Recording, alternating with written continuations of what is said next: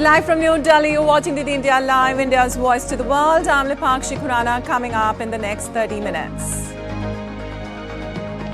A gigantic electoral process kicks off as polling starts on 102 seats for the lower house of Indian Parliament. Over 166 million voters will exercise their franchise in the largest of the 7 phases. US stops UN from recognizing a Palestinian state through membership. Israel commends US veto. Palestine terms it unfair, unethical and unjustified. Ukraine seeks urgent help for battered air defenses from the G7 nations, NATO and the EU. NATO chief says working on a solution.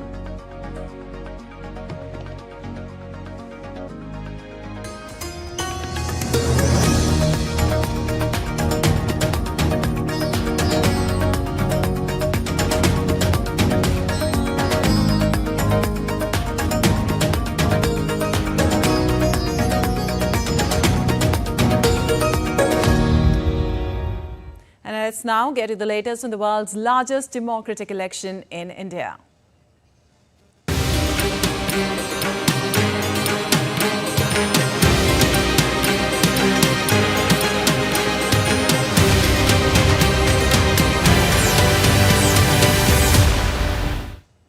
Well, the first phase of the 2024 Lok Sabha election, a 44-day, 7-phase democratic exercise to elect a new government, begins today with over 18.2 million voters heading to 1.87 lakh polling booths set up in 102 seats across 21 states and union territories. Voting will run from 8 a.m. IST to 6 p.m. IST with a 60-minute window for voters who reach polling stations before the cut-off time and are in queue when the booths close. The results will be out on the 4th of June.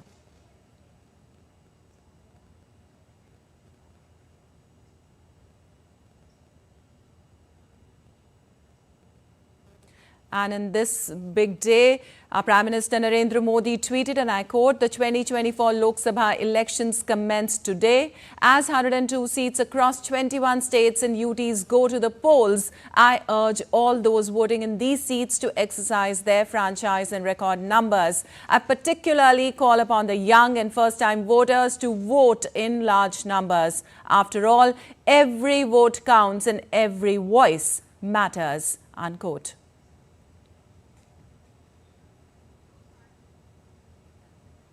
And voting begins for 102 seats across 21 states and union territories. 8 union ministers, 2 former chief ministers and 1 ex-governor are among those who are set to test their electoral fate in the first phase. Union Road and Transport Minister Nitin Gadkari is seeking a hat-trick of win from the Nagpur seat. In 2014, he had defeated 7-time MP Vilas Mutemwar by a margin of 2.84 lakh votes and retained the seat in 2019 by defeating current Maharashtra Congress chief Nana Patole by 2.16 lakh votes. 6 seats in Madhya Pradesh, including Chhindwara, Congress stalwart Kamal Nath's family bastion, vote today.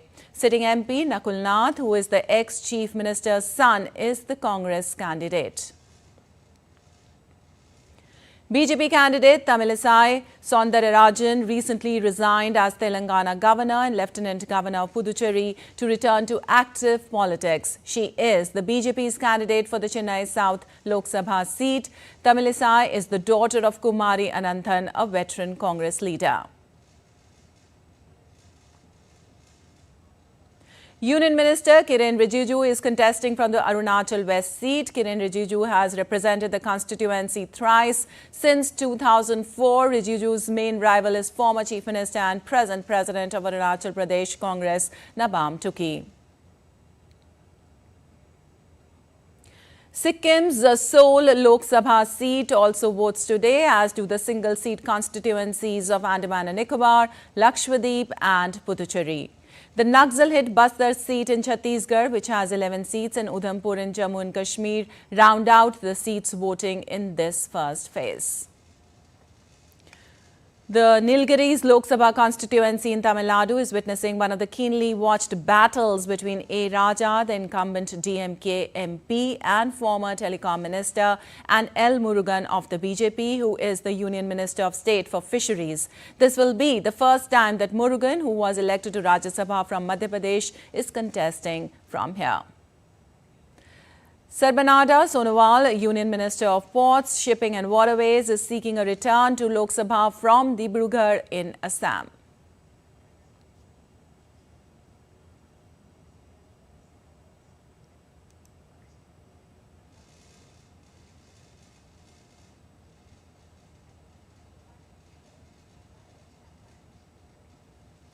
And now we have Debyendu Mundal joining us from Dibrugarh. We have Tapas joining us, and we have Akshay also joining us. Well, Debyendu, my first question to you.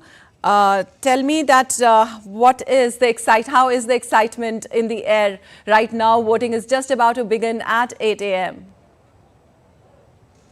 Well, good morning, Lepakshi. Here in the state of Assam, the voting began at 7 a.m.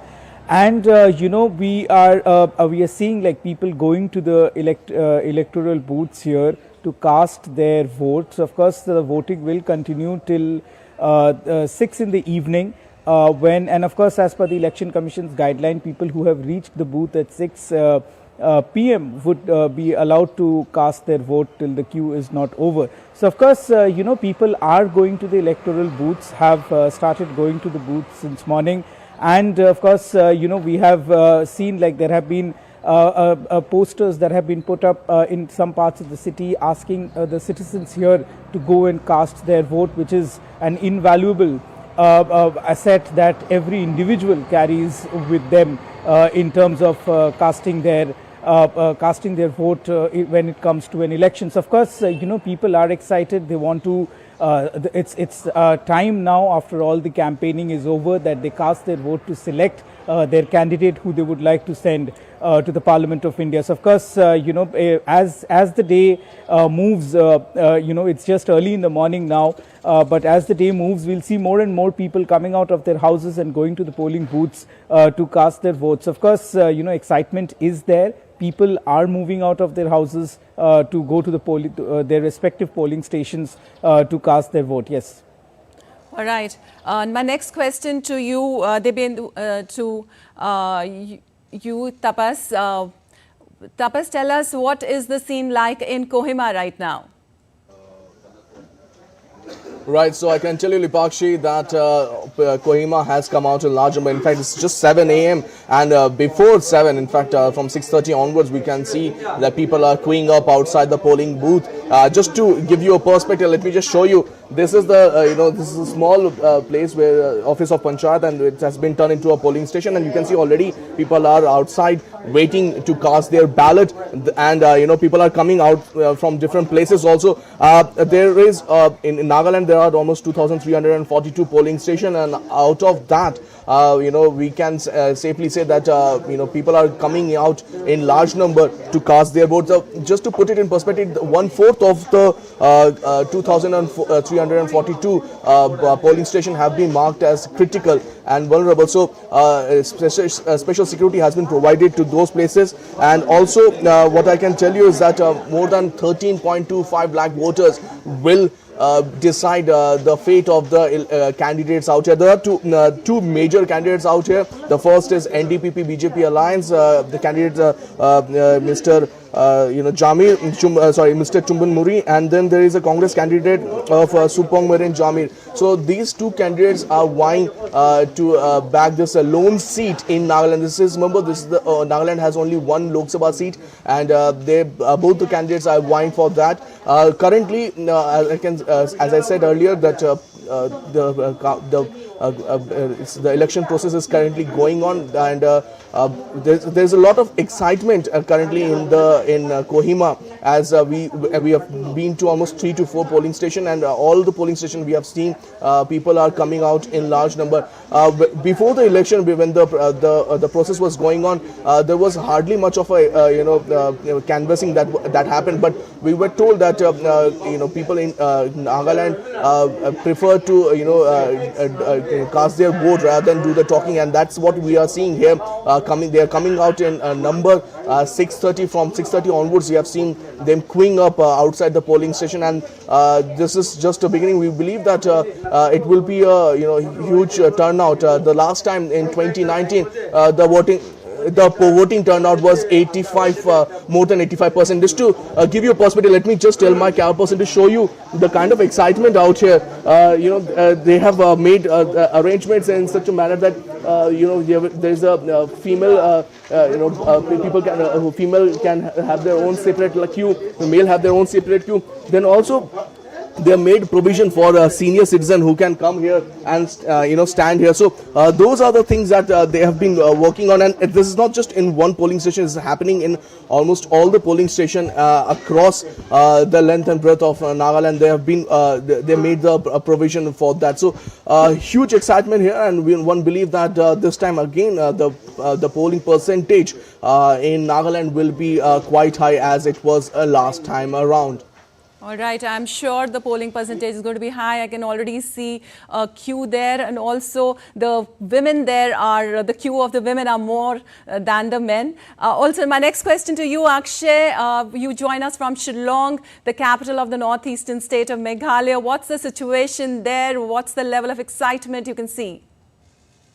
Well, the excitement has been quite high for the past several days, and as far as the voters are concerned, they have been excited because of the fact that there are certain issues that have been raised in the past in this campaigning that has been going on for the past few months. In fact, there are local parties here that are now emerging as, in fact, front runners as well, and then there are regional and national parties too that all are contesting for the 2 Lok Sabha constituency. For example, Shillong, where we are right now, there is one NPP and BJP alliance that is contesting with their candidate, that is Dr. Ampreen Lingdo, but she was a Congress candidate.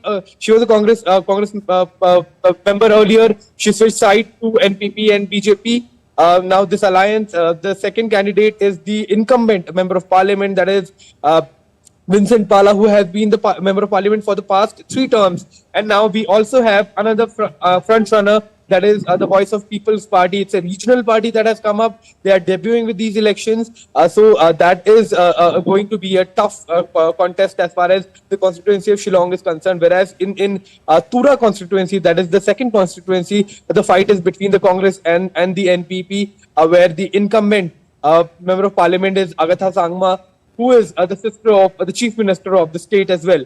So the contest is going on. There are several issues for the state of Meghalaya, especially given the fact that the state comprises of some of the areas that receive the highest amount of rainfall across the world. So that can cause a lot of issues as well, besides being a tourist attraction, because that requires a lot of robust infrastructure to be put in place as far as battling these kind of conditions, weather conditions are concerned. So that is one challenge for the state of Meghalaya. However, there are other issues as well, like employment, unemployment.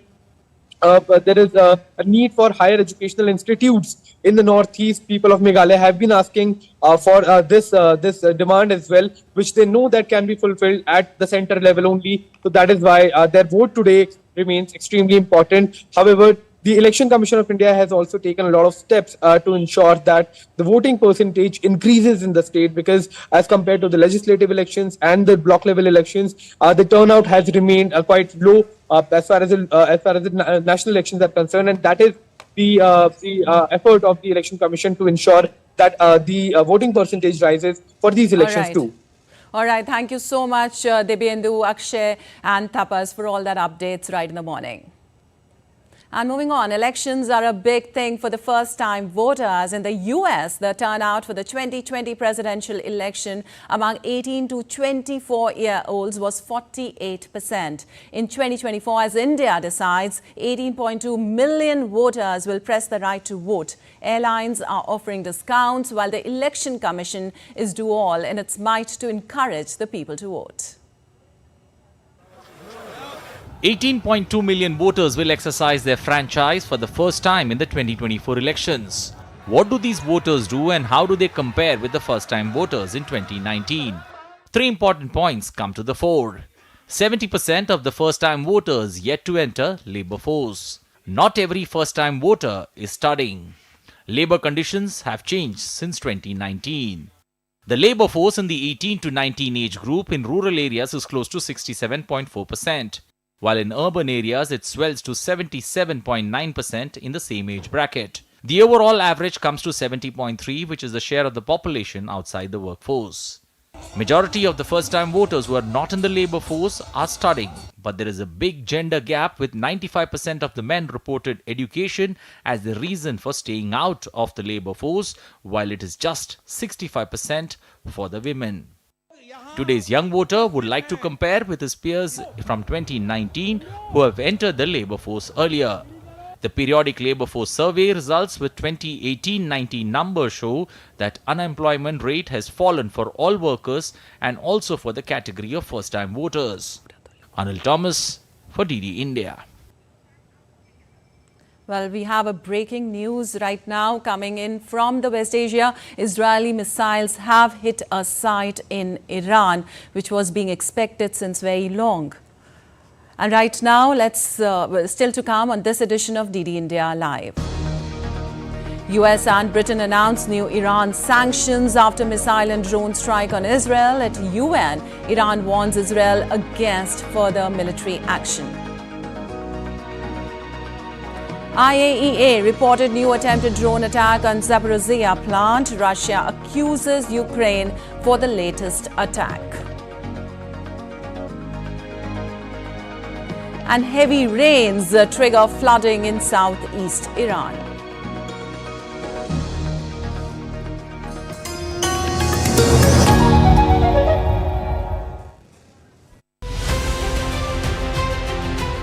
Tracking the first phase of general elections, Team Poll Pulse has reached India's northeast in Assam. This is the tea city of India, Dibrugarh. They are not getting jobs in the local area like in Dibrugarh or nearby districts and all. Home to the finest tea, the state is set for a cracker of a contest. This is 2024. Can the Congress and allies offer a fight back, or will the Modi juggernaut be unstoppable? Watch Poll Pulse on DD India.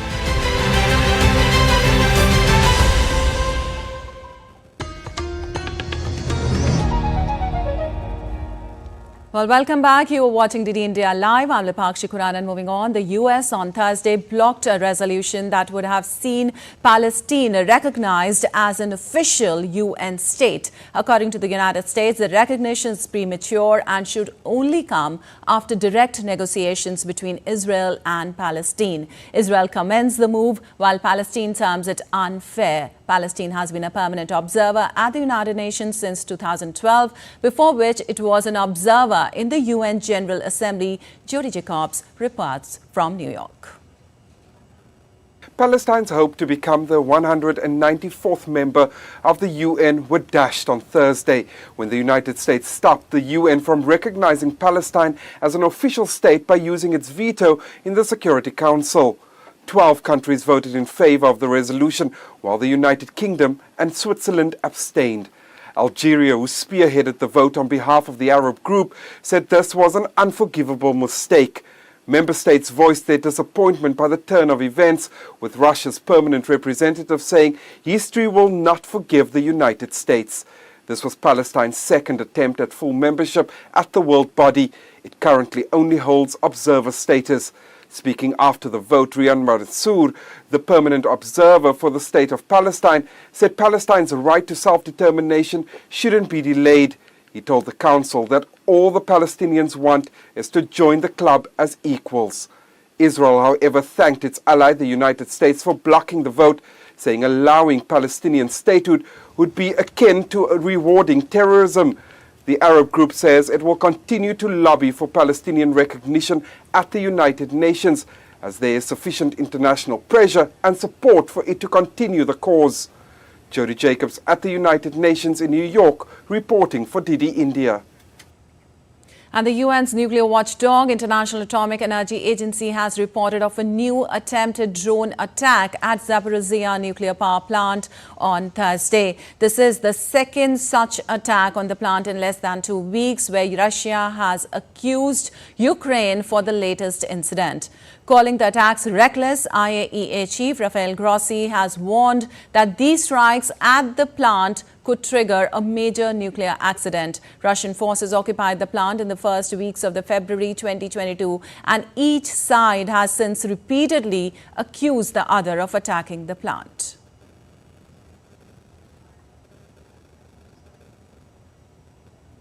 And as we told you, Israeli missiles have hit a site in Iran. A news agency reported the same late on Thursday, citing a U.S. official.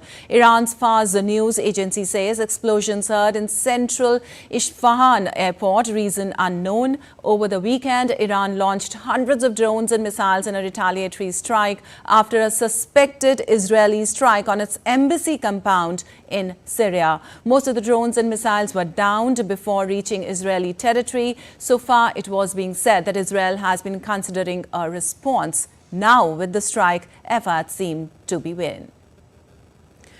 And meanwhile, the G7 nations are expected to announce fresh sanctions against Iran when the group's foreign ministers' meeting wraps up later today. The US and UK have already moved forward with a new round of sanctions in response to Tehran's strikes on Israel last weekend. Undeterred with sanctions, Iran at the USC on Thursday said that Israel must be compelled to stop any further military adventurism against our interest. Giles Gibson as in Capri for us.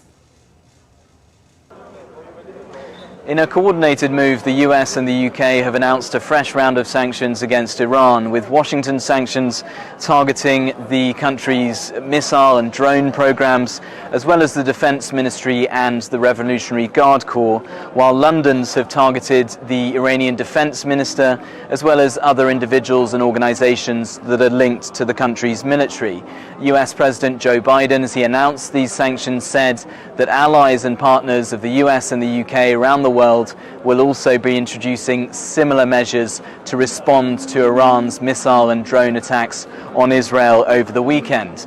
Meanwhile, we've also had the NATO Secretary General Jens Stoltenberg and the Ukrainian Foreign Minister Dmytro Kuleba here on the Italian island of Capri, joining the G7 foreign ministers in their talks. And Dmytro Kuleba has drawn what he sees as a very clear contrast between the way that Western allies support Israel and the way they support Ukraine. He said that when it comes to Israel, the strategy for that, he says it's to prevent damage and death, clearly referring there to the fact that the US and the UK helped to shoot down drones and missiles fired by Iran towards Israeli territory. On the other hand, he says for Ukraine, their strategy is simply to help the country to recover from damage. Now, the NATO Secretary General Jens Stoltenberg here in Capri has said that the alliance is working towards providing Ukraine with more Patriot air defense systems. And the foreign ministers have also been discussing how to use $300 billion of frozen Russian assets in the West as collateral for loans that could be issued to the Ukrainian government in the coming weeks. Giles Gibson on the island of Capri, reporting for DD India.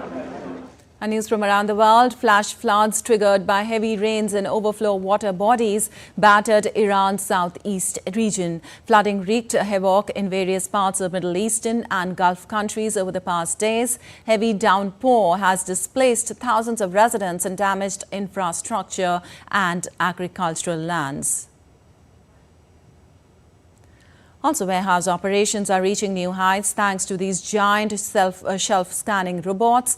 There's the world's tallest autonomous robots. Developed by UK-based Dexery, the robots can patrol mega warehouses and use artificial intelligence to scan its surroundings. This invention helps detect and address warehouse problems faster, from damaged stock to infrastructure issues. Beneath the pristine waters of Thailand Island, an environmental threat looms large as divers work to disentangle abandoned fishing gear from coral which have trapped unsuspecting fish inside. As of 2023, the percentage of endangered marine animals affected by plastic pollution in the Andaman Sea rose by roughly 30 to 40%. Over 80,000 certified divers have initiated to help the marine scientists. All right, that's all for this edition of DD India Live. Well, let us know your thoughts on the news of the day. For those on the go, you can get all the latest news and updates from India and across the world on the DD India mobile app. The app is available on both Android and iOS platforms. Scan the QR code on the screen to download now. We'll be back with more news as it breaks here on DD India. I'm Lipakshi Khurana from all of us here in Delhi. Thanks for watching DD India Live.